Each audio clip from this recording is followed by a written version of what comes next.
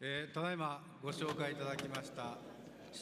会長、そして今回の展示 Thank you very much for your kind introduction. My name is Yamamoto from Fujitsu.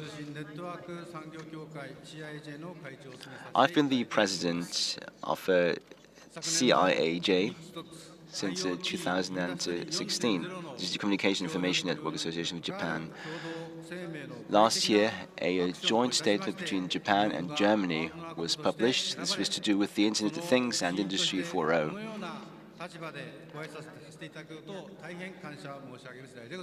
What followed from this was a number of concrete measures, which resulted in Japan being the partner country at this year's CeBIT, which is a great honor for all of us to be given the opportunity to welcome you here today. CIAJ was founded approximately 70 years ago. It comprises 200 companies in the area of ICT. They form the backbone of the association. Now, Fujitsu, my company, has close links to Germany. In Germany, there are more than 10,000 people that work for us, and we also produce servers in Germany, which explains why we featured as exhibitors at the past CeBIT trade fairs. Now, today, I would like to briefly talk you through our activities in the area of Internet of Things and the challenges that go hand in hand with it. And I'll be speaking on behalf of the Japanese ICT industry. Now, the ICT industry in Japan, including communication networks, services, and broadcasting, is this area where more than 90 trillion yen are generated. It's thus a key industry for Japan.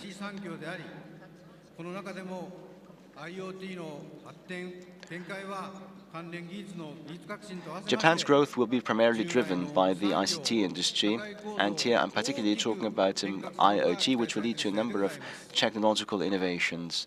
Also, the current structure in industry and society at large will be subject to major changes going forward. Now, the Internet of Things has now a prominent position in society, both in manufacturing and the health sector. You'll be able to witness this at our booth. And we currently assume that the Internet of Things in the future will be represented in all areas across society. Now, what will be at the very core of Industry 4.0? It will be the Internet of Things, and it will thus continue to develop and spread. Now, as I said before, the Internet of Things harbors a lot of potential. On the other hand, it leads to a number of challenges that we need to overcome. And I would like to primarily focus on three aspects: technology, society, and industry. As far as technology is concerned, we need to further develop sensor technology, and we also need to tap into energy-saving potentials. We need to make sure that artificial intelligence does not lead to the creation of a black box.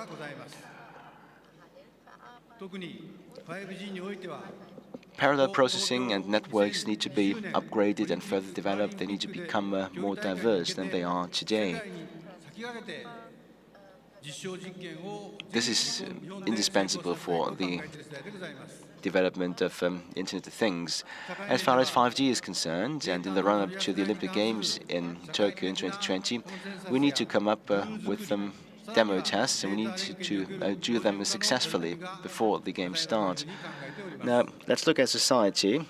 This is about data management. Here, we need to bring about a consensus and come up with regulations that govern this process. There also needs to be more standardization for data networks. The free flow of data across national borders will be something that will play an ever-increasing role in the future. This is a topic that will also be discussed at the G7 and G20 level.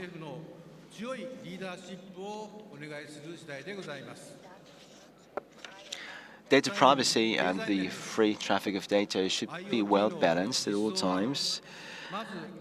And I would love to see Germany take a leadership role as G20 presidency to bring about an international understanding as far as this is concerned. Now, what are the challenges for the industry?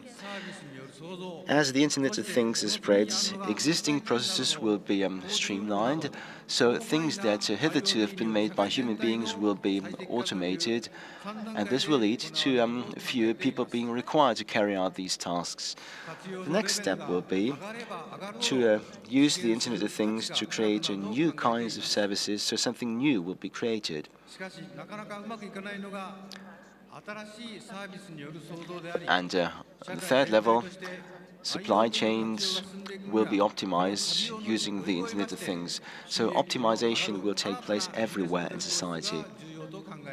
The more we use the Internet of Things, the more value will be created at the same time.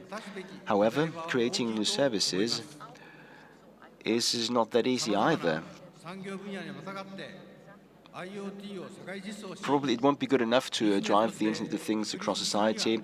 In order to successfully do this, we need to overcome a number of hurdles and come up with new business models. So in order to live up to these challenges and find solutions, industry associations have an important role to play. We need to implement the Internet of Things across industry borders and to establish it as a business model, and this is why it will become even more important to reach out to other industries and also include startup companies and international partners in this process. Companies both in Germany and Japan have a lot of things in common. Both parties can contribute their technological assets, thereby creating a lever. Japan is this year's partner country and this year's CeBIT, which is an excellent opportunity to demonstrate and to further deepen our excellent cooperation. So the Internet of Things is designed to make people happy and to bring about wealth for everybody. So it's therefore very important to put people first at all times. Fujitsu has therefore has placed the focus on human beings. In times where artificial intelligence is increasingly used, technology should be used to support people and to allow them to tap in their potential and make the most of them. So I'd be very happy if at CeBIT we were able to tell people what the future of the Internet of Things could look like and what it would mean for them. Thank you very much for your attention.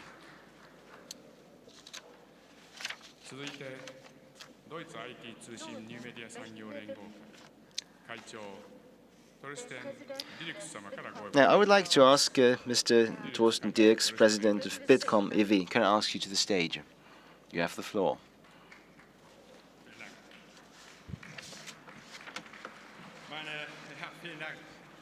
Thank you very much. Ladies and gentlemen, let me also take the opportunity to welcome you at this year's CeBIT and particularly at the Japan Summit. Now, the attendance of this year's partner country, Japan, is absolutely impressive as far as I'm concerned. 120 Japanese exhibitors are demonstrating their products at an area which covers more than 7,000 square meters. This is something unique. This is something that's unprecedented. These figures also highlight the significance that Japan has on the global market for information technology, telecommunication, and for the entertainment sector.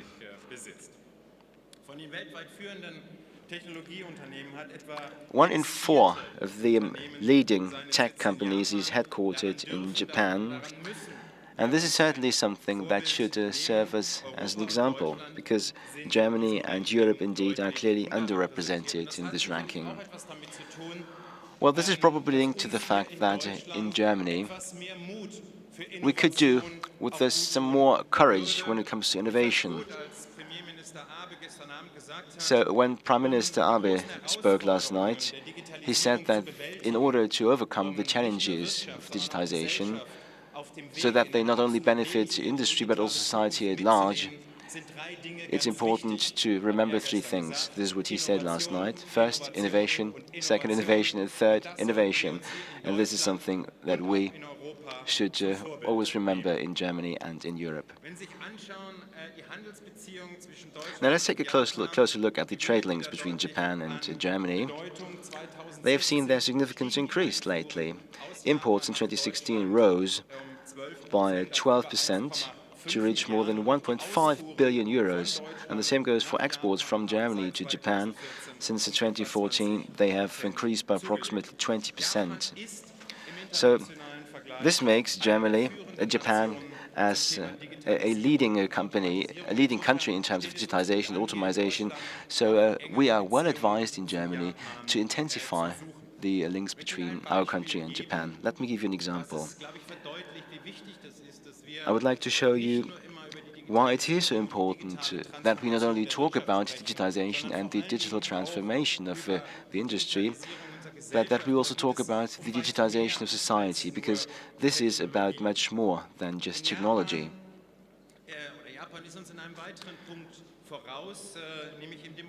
Japan is also more advanced than Germany when it comes to demographic change. If you look at the age structure, it will look quite similar. However, the baby boomer generation, which includes me, being born in 1963, who are now between 50 and 55 years old, this generation in Japan has now reached retirement age. So they are 10 to 15 years ahead of Germany. So Japan stood for a very specific challenge. They had to, find an answer to the question how to deal with this demographic change. And they wondered whether digitization and technology could be useful in this respect. So who will look after the elderly and the sickly? Who will help make sure that people can stay at home longer? These are certainly questions that we're also discussing in Germany. So what's been the answer in Japan? Well, they have started to develop care robots, and this also shows that Japan is in a position to come up with answers to problems in society, and we should learn from this example. Now, ladies and gentlemen, there's many things that Japan and Germany have in common. Let's take a look at the economic structure. Strong industries such as the automotive industry, mechanical engineering and electronical engineering, or let's look at demographic change, which I referred to earlier, which will set in with a delay in Germany, but not less dramatically so.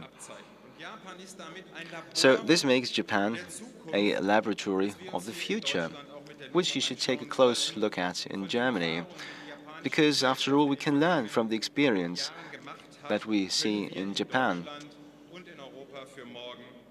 So we can learn from that, both in Germany and in Europe. I'm very happy to see hands-on examples from Japan at CeBIT in the context of Society 5.0. So thank you very much for this.